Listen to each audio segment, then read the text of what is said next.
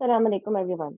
I am Dr. Hina Siddiqui, consultant orthodontist, and in this lecture I am going to explain the orthodontic management of cleft lip and palate patients.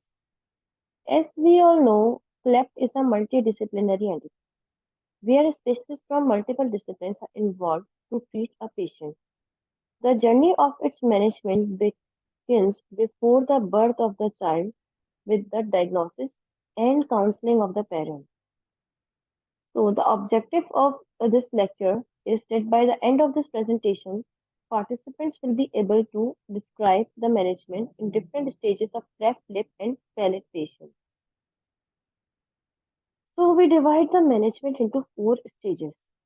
First, we will discuss the from birth to 2 years of age, and then the primary dentition, and then what treatment has to be given in the mixed dentition stage, and followed by the permanent dentition stage. After the birth, as the defect is wide and new, we have to start with the pre-surgical orthopedics, which is also called as nasoalveolar molding. The parents should be aware about it in the counseling sessions before birth. As the name implies, nasoalveolar molding.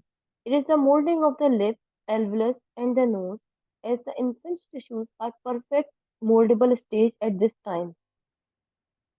There are three things which has to be given. One is extraoral taping, nasoalveolar molding plate, and nasal stent.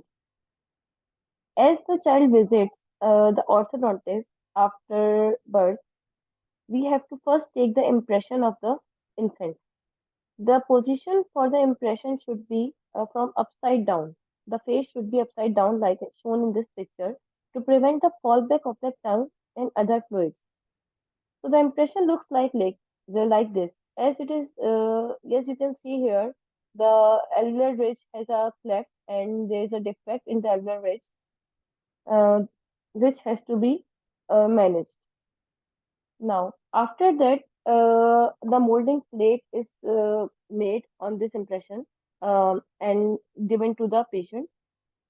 The three things which has been employed here are the external taping to reduce to approximate the segments of the upper lip and to reduce the size of the defect.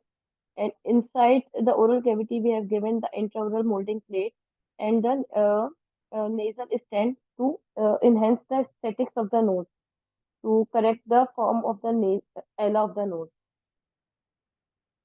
So, in this picture, as you know, at birth, the defect is very wide and the L of the nose is very pressed inside. And after that, the nasoalveolar molding therapy, the defect has been very much reduced and the aesthetics of the nose has also been improved. So here you can see the models of the models of the child before giving the NAM therapy and after the NAM therapy. As you can see, the alveolar ridge has also been very much improved. The continuity of the ridge is very much improved in this. So this should be given till around 3 months before the lip repair. As much as the lips are approximated, there will be the better benefits of the lip repair and the reduction in the scar. Uh, there, as much as the approximation of the lip, there will be lesser the scar of the in the lip repair. Lip repair should be done at the 3 months of age. After that, the child is sent to the again to the oral surgeon for the procedure of palatal repair, which is to be done around 18 months. Let's move on towards the primary dentition stage. In cleft patients, we know the teeth are usually crowded, impacted, and there is narrow maxilla, and there are multiple supernumerary teeth. So the hygiene of these patients are usually very much impaired. So it has to be the oral hygiene instruction should be always given and in every follow-up sessions and good hygiene should be maintained and as there are many caries teeth because of the poor oral hygiene and because there is aberrant shape of the teeth which will increase the risk of the caries so the caries teeth should be should be restored, and where there are too much caries teeth with which are grossly caries teeth, these should be extracted.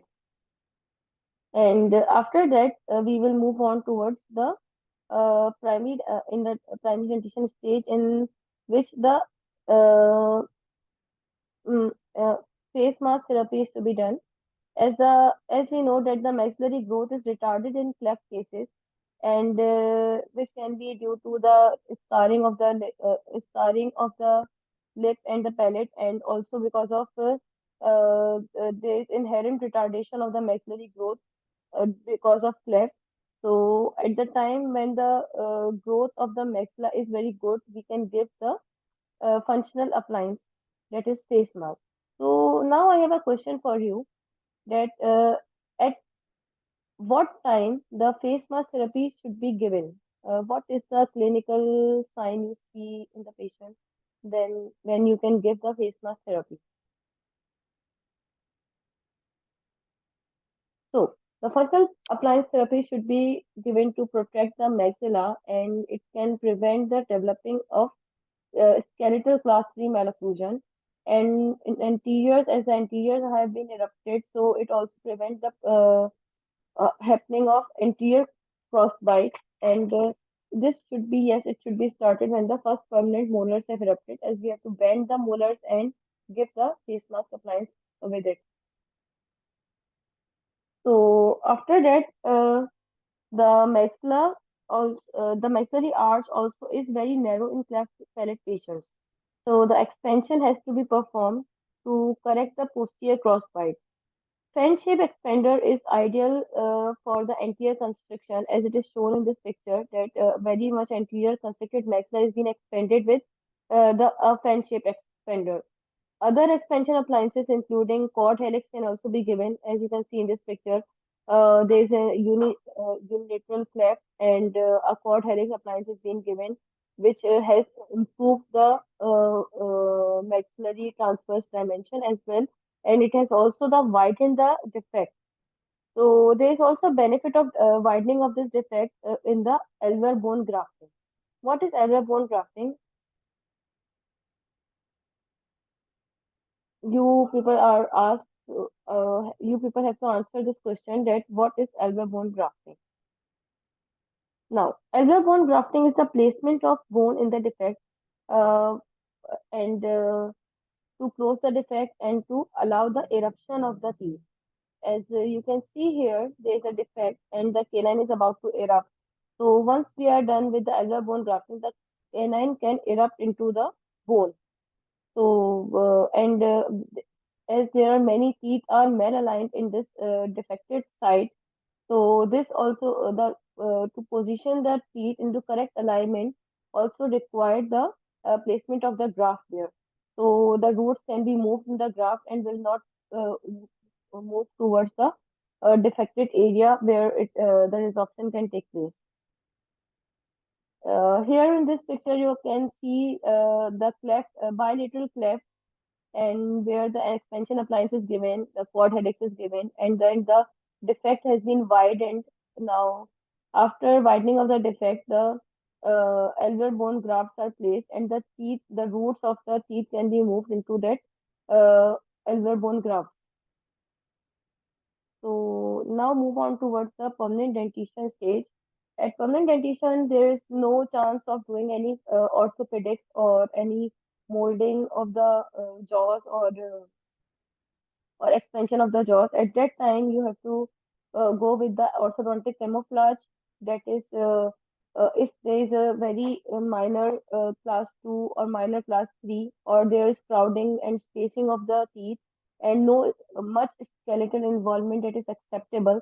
So you can go with the orthodontic camouflage, that is just leveling and alignment of the teeth by fixed appliances, or you can go with the extractions if there is crowding, and then just camouflage the case and restore the missing teeth by giving any prosthesis.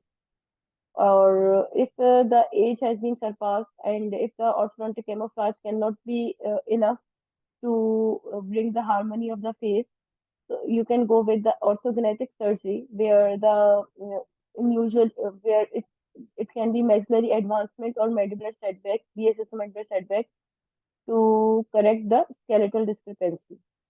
Other than that, nasal revisional surgeries are also required to correct the form of the nose or to improve the aesthetics of the face.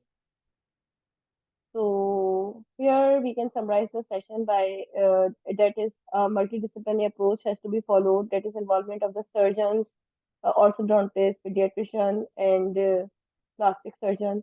The different management is required at different age of the child. So they have to be management should be start before the birth of the child, and the face mask therapy should be started when the first molars erupt, so that the if any skeletal element is there, so it can be corrected by the functional appliance therapy rather than going towards the orthodontic surgery.